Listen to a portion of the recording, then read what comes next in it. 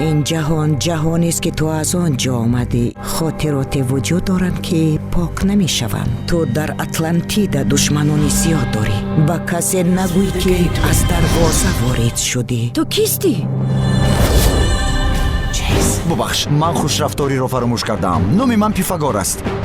یک نام مسخره، اما هرکل نامی است که افسانه ها با وجود می آورد. هر دوی شما با او به مرگ محکوم می شوید.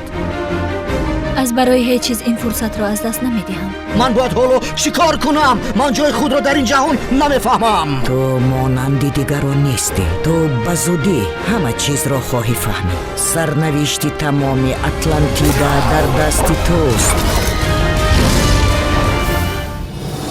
سلسله فیلمی اتلانتیدا мавсими аввал